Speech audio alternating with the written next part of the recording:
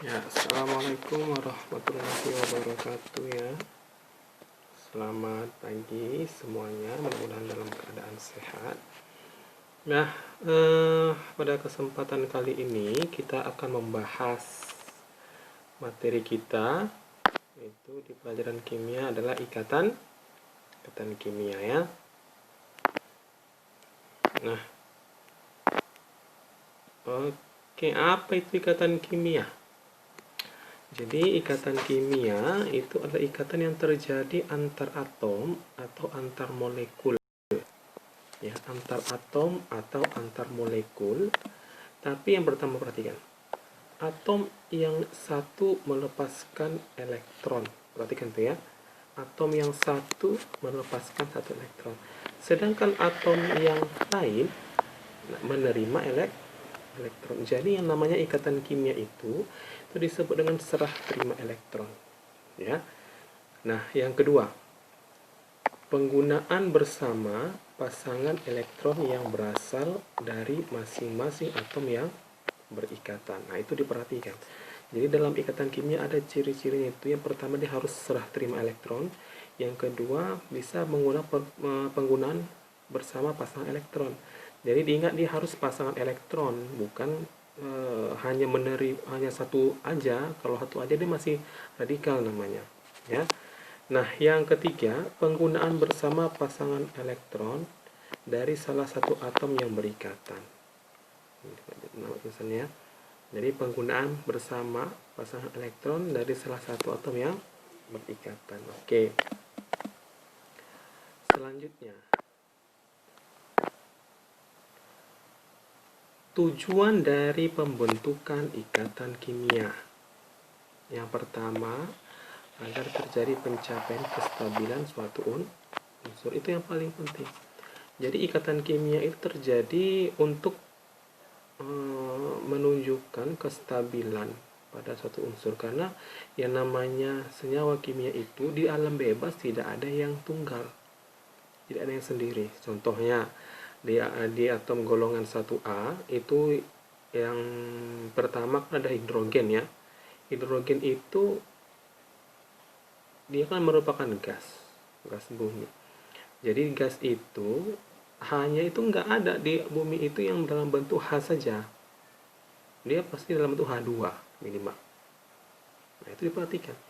Jadi nggak ada. Kenapa dia kalau H saja dia masih termasuk dalam kategori radikal, dia masih elektronnya belum berpasangan.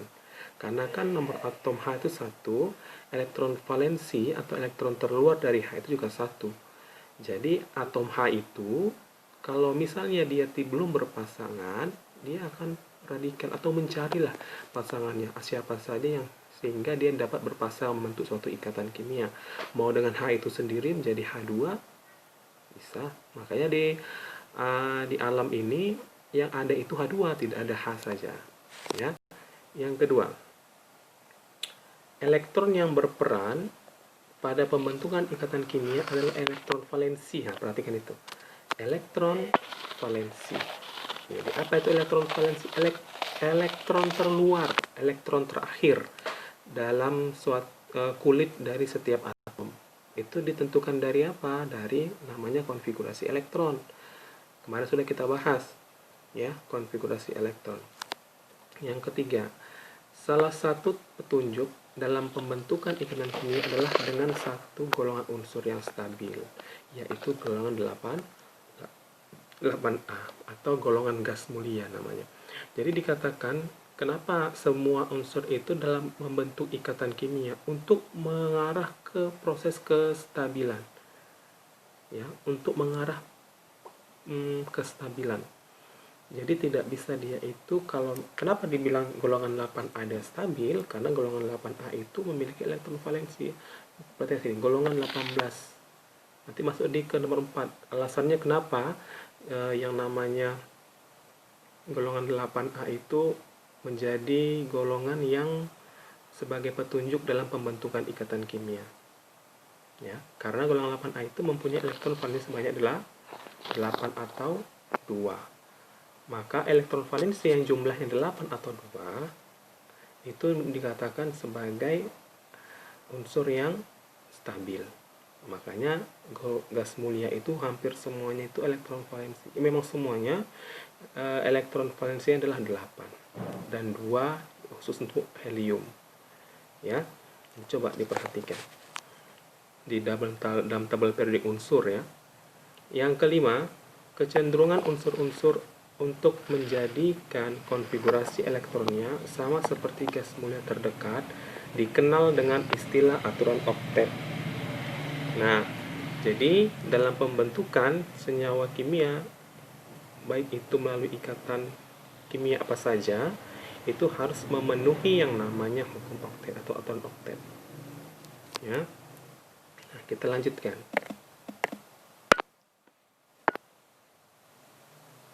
Nah, perhatikan sini. Ini mungkin agak bagus ya. Nanti saya perbaiki. Tengok, perhatikan di sini untuk periode yang pertama. Tahu periode ya? Periode itu kalau misalnya lihatnya dia vertikal dalam tabel periode unsur. Horizontal. Sedangkan golongan itu vertikal dari atas ke bawah. Ya, perhatikan periode ini. Ya. Unsur-unsur dalam golongan 8A.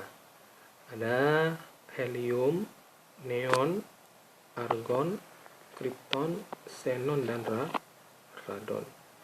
Nomor atomnya, kalau helium 2, kalau neon 10, kalau argon 18, kalau kripton 36, xenon 54, dan radon 80-an.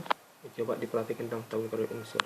Nah, perhatikan di angka paling akhir. Kalau KLMN ini kan kemarin sudah kita bahas, itu merupakan kulit ya.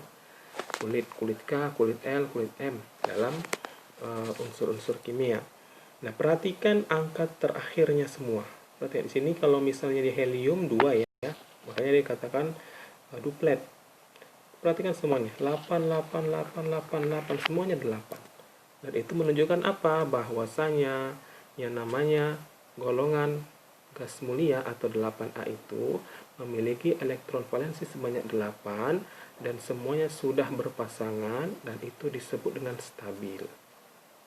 Ya, itulah yang disebut dengan memenuhi aturan oktet. Oktet artinya 8.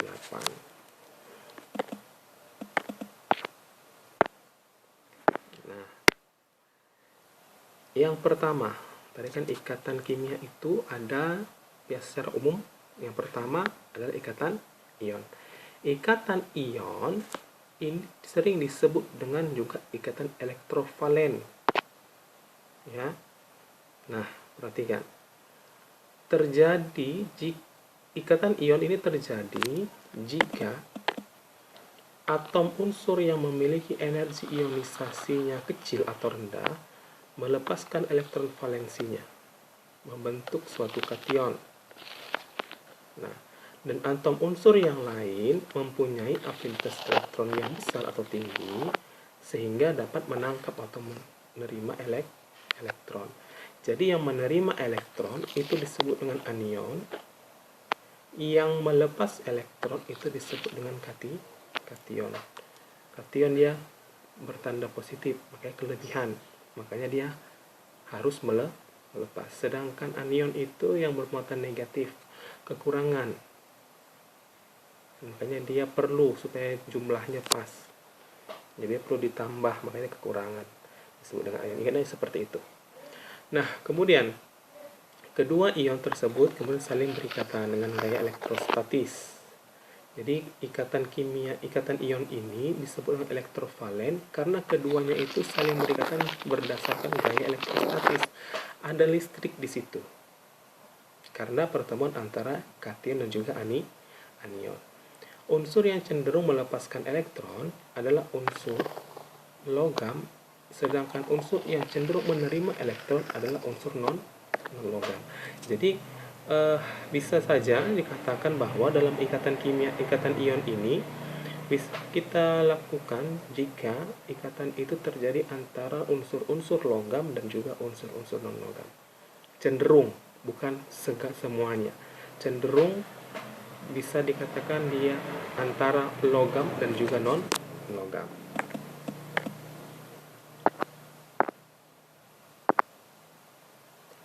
Nah, dalam pembentukan ikatan kimia, khususnya ikatan ion ini, akan lebih gampang jika kita mengikuti aturan Lewis berdasarkan lambang Lewisnya, di mana lambang Lewis ini adalah lambang atom yang dilengkapi dengan elektron valensi.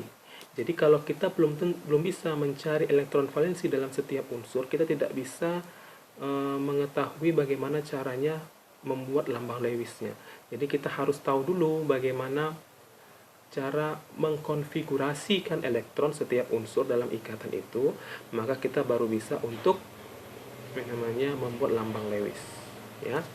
Nah, lambang Lewis gas mulia menunjukkan 8 elektron valensi atau 4 pasang. Maka saya sampaikan, yang namanya elektron itu harus saling berpasangan, ya, berpasangan. Jadi ada 8 elektron membentuk pasangan menjadi 4 pasang. Lambang Lewis, unsur dari golongan lain menunjukkan adanya elektron tunggal atau belum berpasangan. Nah, yang belum berpasangan inilah nanti akan berpasangan dengan unsur yang lain yang juga belum berpasangan. Berdasarkan perubahan konfigurasi elektron yang terjadi pada pembentukan ikatan, maka ikatan dibedakan menjadi, nah, ada ikatan ion, ada ikatan kovalen, ada ikatan kovalen koordinat, kemudian ada ikatan logam. Nah, kita akan yang bahas tadi adalah ikatan ion. Jadi sebenarnya dalam pembentukan ikatan kimia ini kita harus tahu dulu bagaimana cara mengkonfigurasi elektron yang pertama. Yang kedua, bagaimana caranya menggambarkan berdasarkan lambang Lewis agar kita tahu di mana letak ikatan dari setiap unsur tersebut membentuk suatu senyawa. Ya. Nah, langkah-langkah penulisan struktur Lewis atau lambang Lewis. Ya. Yang pertama, semua elektron valensi harus muncul dalam struktur Lewis. Jadi kita harus mengkonfigurasikan dulu elektron semua atomnya. Kemudian kita tentukan berapa angka terakhir di belakang dari setiap unsur, itu yang disebut elektron valensi. Baru kita masukkanlah angka yang terakhir itu, atau yang disebut elektron valensi itu dalam lambang Lewisnya. Semua elektron dalam struktur Lewis umumnya berpasangan. Perhatikan ya, semua elektron dalam struktur Lewis umumnya berpasangan. Jadi kalau belum berpasangan berarti dia harus dipasangkan. Ya, harus berpasangan. Berarti belum benar kalau misalnya dia belum berpasangan. Semua atom umumnya mencapai konfigurasi oktet, khususnya untuk H. H itu duplet. Kenapa? Karena H itu nomor atomnya atau elektron valensinya 1. Supaya dia berpasangan, dia cukup mengikat 1 lagi, jadi 2. Nah, 2 itu duplet. Kadang-kadang terdapat ikatan rangkap 2 atau 3. Kadang-kadang. Nah, inilah disebut nanti ada ikatan kovalen. Kovalen rangkap 2, rangkap 3. Umumnya ikatan rangkap 2 dan rangkap 3 hanya dibentuk oleh atom C, N, O, P, dan S. Nah, perhatikan ini. Pada umumnya, yang membentuk ikatan rangkap 2 dan rangkap 3 itu hanya C, N, O, P, dan S. Ya, kenapa? Karena konfigurasi elektron ininya agak lumayan banyak dan bisa membentuk ikatan rangkap. Oke. Nah, contoh pertama. Perhatikan. Ikatan antara Na dengan Cl. Na itu nomor atomnya 11. Cl nomor atomnya 17. Dengan konfigurasi elektronnya perhatikan. Na 11. Konfigurasi di kulit K itu 2. Kemudian di kulit L itu 8. Kemudian di kulit M itu 1. 2, 8, 1. Ingat kemarin kan 2N pangkat 2 ya. Jadi di kulit K itu 2 maksimal elektron, di kulit M itu 8 maksimal elektron, dan di kulit ketiga itu maksimal 18 dan seterusnya. Nah, kemudian yang Cl17 kita konfigurasikan menjadi 2, 8 tuh 7. Ya, berarti elektron valensi Cl ada tuh 7, sedangkan elektron valensi Na ada 1. Atom Na melepas satu elektron valensinya, sehingga konfigurasi elektronnya sama dengan gas mulia. Kalau kita hilangkan satu, berarti angka terakhir dari Na itu ada angka 8. Kalau sudah angka 8 berarti membentuk oktet, ya kan? Sudah benar. Sedangkan untuk Cl menerima satu elektron pada kulit terluarnya, sehingga konfigurasi elektronnya sama dengan gas mulia. Kalau kita tambahkan 7 ini jadi 1, jadi jumlahnya adalah 8. Kalau sudah 8 berarti membentuk oktet. Nah, berarti Na lepaskan 1, Cl terima 1. Berarti Na-nya kelebihan 1 di sini, Cl-nya kekurangan 1 di sini. Makanya 1 memberi, 1 menerima.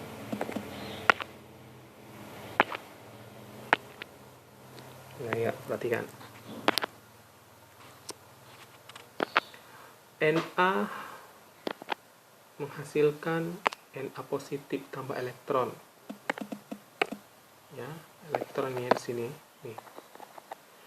Na ditambah Na positif tambah elektron. Na positif ini konfigurasi udah 28.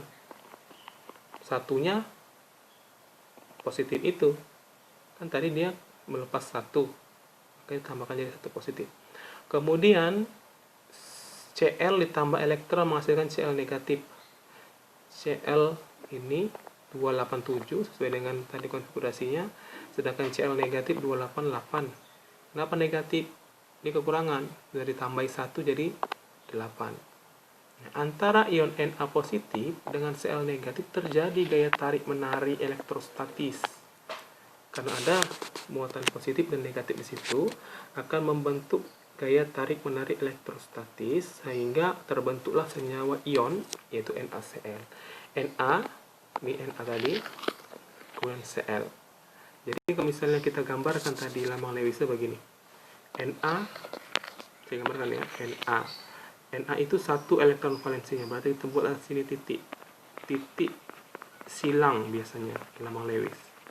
Kemudian Cl ada 7, Cl 7 ya, kita buat tandanya silang.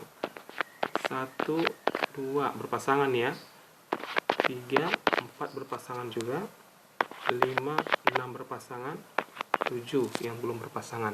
Maka diambillah 1 elektron dari si Na yang kelebihan tadi, sehingga dia membentuk pasangan. Jadi berpasangannya di sini jadi oktet. Sedangkan di sini juga diambillah dia 1 dari si Cl-nya supaya dia menjadi berpasangan. Maka ikatan Na dan Cl membentuklah pasangan ion. 1 melepas elektron dan satunya lagi menerima elektron. Jelas ya?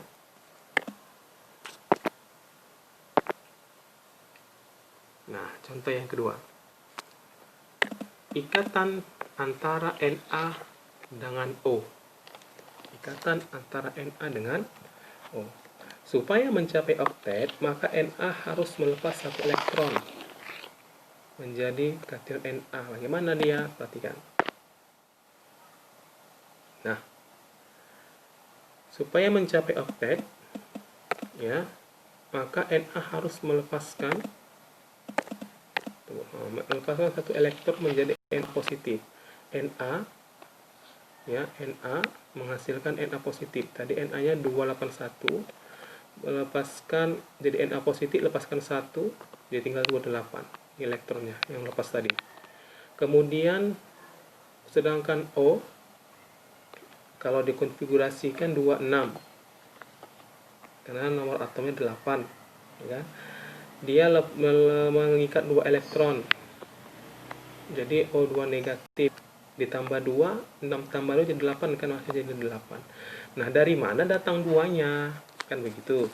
Diambillah dari si Na yang kelebihan tadi. Na kan kelebihan 1, tapi nanti kita kalikan 2, jadi dia 2. Nah, perhatikan dulu gambar di sini.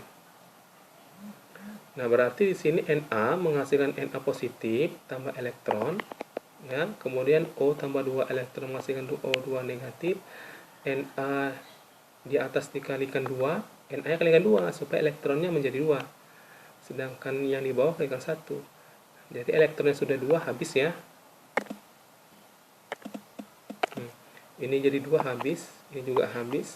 Udah tinggal 2 di sini kalikan 2, di sini juga dikalikan 2. Berarti 2 Na ditambah O menghasilkan 2 Na positif tambah O2 negatif. O2 Na positif O2 negatif ini menghasilkan Na2O. Berarti Na itu ada 2. Nah, coba kita gambarkan. Kita gambarkan ya. Na-nya pokoknya harus ada 2 berarti. Berarti O-nya itu tadi elektron valensi terluar daripada O itu 6 ya. Perhatikan. Ini O. Saya buat 1. Saya buat dia bulat ya. 2 3 4 5 6. Yang jelas begini. Bagaimana cara membuat titik-titiknya itu, Pak? Gitu. Yang pertama ya buat dulu dia berpasangan. Kemudian nanti yang mana dia supaya jadi 8, kita merekayasa supaya ikatannya itu mencapai oktet, itu intinya. Dan dia harus berpasangan, nggak boleh 3, nggak boleh 5, apalagi 1. Dia harus berpasangan. Bisa double boleh, yang jelas dia harus berpasangan, itu intinya ya. Nah, tadi kan sudah kita pasangkan di bawah 2, di atas 2. Di kiri sama di kanan saya pisahkan karena dia kekurangan 2 kan. Nah, dari mana dapatnya? Nanti kita masukkan Na tadi kan kelebihan 1. Konfigurasi elektron Na terakhir, elektron valensinya adalah N1. Berarti Na di sini saya letakkan 1. Satu lagi Na-nya di sini saya letakkan sebelah kanan 1. Nah, sekarang O-nya mengambil Na dari sebelah kanan 1 elektron valensinya dan mengambil 1 lagi di sebelah kiri elektron valensinya. Jadi totalnya semua ada 8. Nah, Na-nya juga sudah berpasangan, yang sebelah kiri, yang sebelah kanan juga sudah berpasangan Na-nya. Nah, jelas ya. Nah, coba di rumah kalian latihan bagaimana menentukan kalau misalnya dia itu MgCl2, AlF3 dan MgO. Nah, perhatikan konfigurasi elektronnya, coba dikerjakan di rumah. Ya. Sambil latihan. Oke.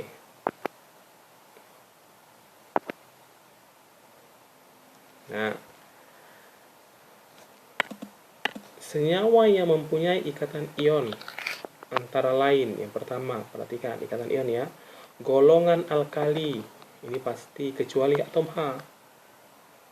Ya, golongan 1A kecuali atom H dengan golongan halogen, yaitu 7A, akan membentuk contoh golongan 1A itu ada apa-apa saja. Golongan 1A itu ada H, tapi kecuali dia ya, kecuali H, Li, Na, K, Rb, Cs, Fr.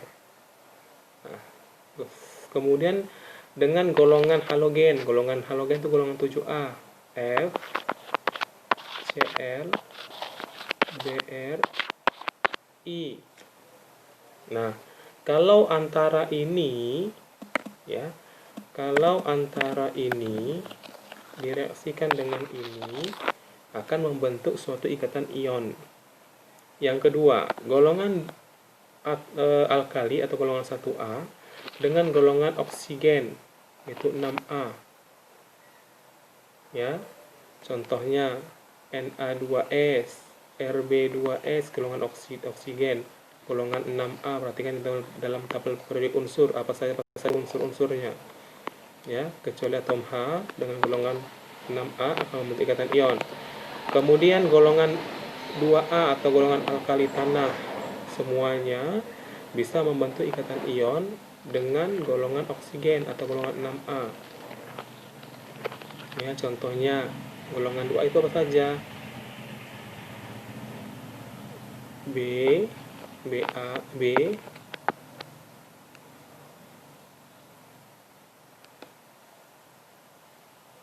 Mg, Ca, Sr, Ba, Rd.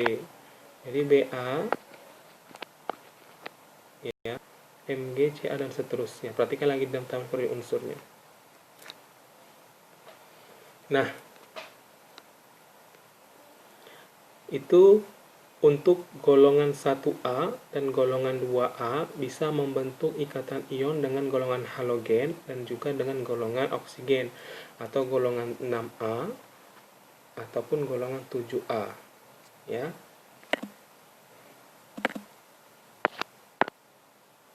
Nah, sifat daripada ikatan ion yang pertama, dia keras, kaku, dan rapuh. Kenapa dia bisa dikatakan keras dan kaku?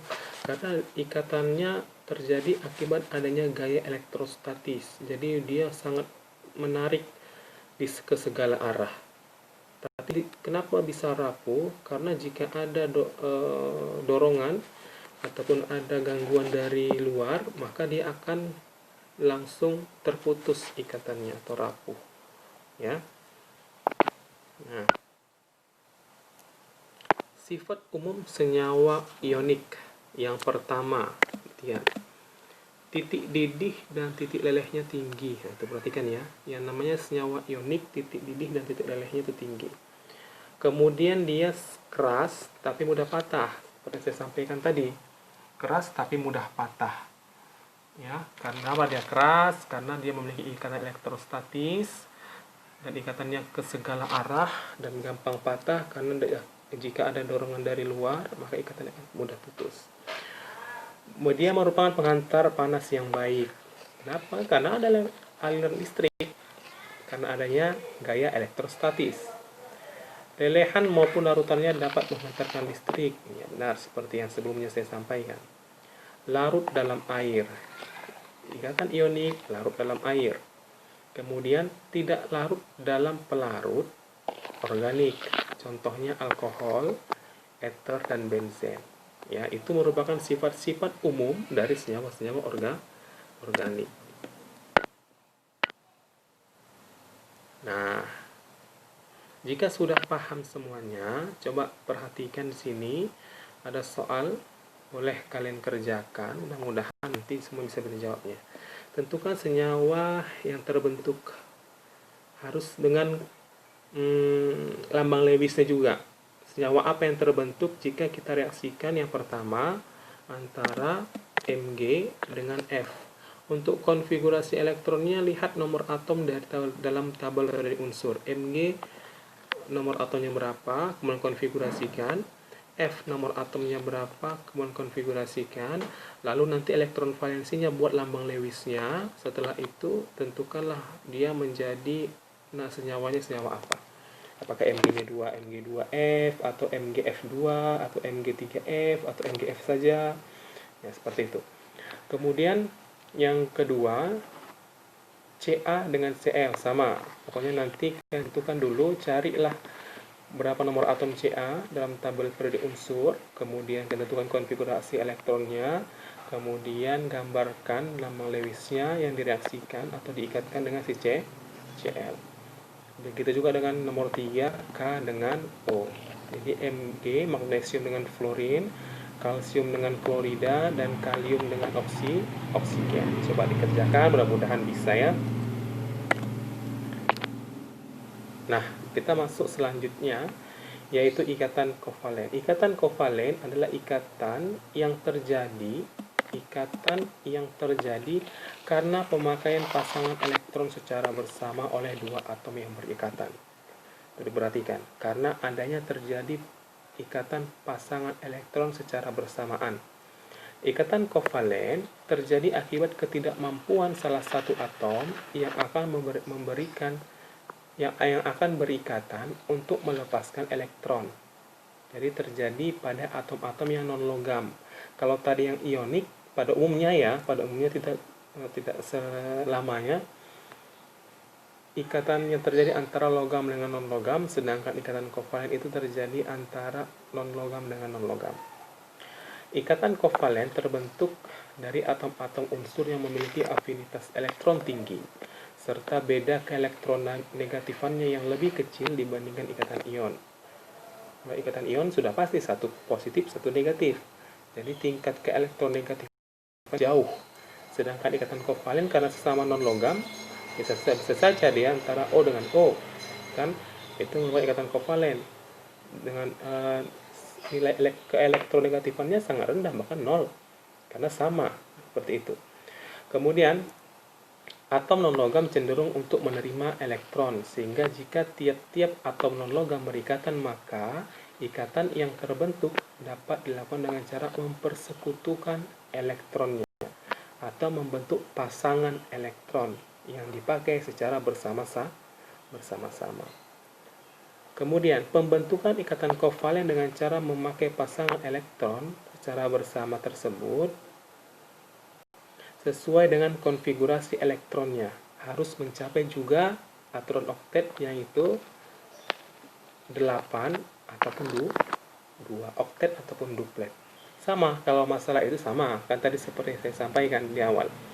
Untuk penentuan ikatan kimia itu sama-sama harus sesuai dengan aturan oktet ataupun membentuk oktet ataupun duplet.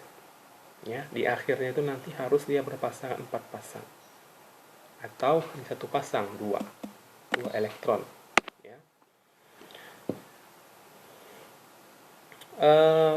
Ikatan kovalen terbagi menjadi 3 jenis. Yang pertama itu ikatan kovalen tunggal. Ya, contohnya ikatan yang terjadi antara atom H dengan atom H membentuk molekul H2. Ini merupakan ikatan kovalen tunggal. Dan nomor atomnya 1 H kan? Ya, nomornya 1. Nah, kemudian yang atom yang kedua, atom H yang berikatan memerlukan 1 elektron tambahan agar diperoleh konfigurasi elektron yang stabil atau sesuai dengan konfigurasi elektron helium, yaitu menghasilkan 2 elektron atau sepasang elektron. Untuk itu, kedua atom H saling meminjamkan salah satu elektronnya atau 1 elektronnya hingga terdapat sepasang elektron yang dipakai secara bersama-sama. Jadi H tadi kan 1 H yang pertama 1 elektron valensinya, H yang kedua juga 1 elektron valensinya.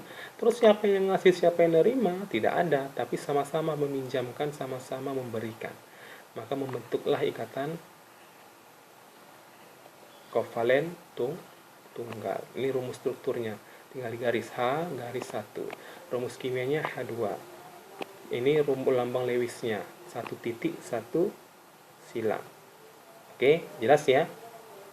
Nah, contoh yang kedua, ikatan yang terjadi antara atom H dengan atom F membentuk molekul HF. H tadi 1 konfigurasi elektronnya, sedangkan F itu 9 nomor atomnya, kita konfigurasikan jadi 2, 7. Ya, berarti elektron valensi F itu 7, elektron valensi H itu 1. Atom H memiliki 1 elektron valensi, sedangkan atom F memiliki 7 elektron valensi. Agar atom H dan F memiliki konfigurasi elektron yang stabil, maka atom H dan F masing-masing memerlukan 1 elektron tambahan, harus 1 elektron tambahan agar sesuai dengan konfigurasi elektron helium, membentuk duplet. Ya. Jadi atom H dan F masing-masing meminjamkan 1 elektronnya untuk dipakai secara bersama. Perhatikan di sini. H elektron valensinya itu 1, F elektron valensinya itu tuh 7. Maka di sini 1 dikasihkan ke F ataupun F memberikan 1 ke H. Jadi sama-sama dipasangkan. Ini kan sama, Pak. Sama yang seperti di ionik tadi, ya, tapi hanya saja ini adalah logam, non logam dengan non logam. H kan non logam, gas hidrogen, F juga gas fluor, itu non logam. Maka dia membentuk ikatan kovalen. Ini lambang Lewisnya, ini rumus strukturnya, H garis F itu garis menunjukkan ikatan kovalen tunggal. Kemudian rumus kimianya HF saja, nggak pakai garis, nggak pakai titik atau silang.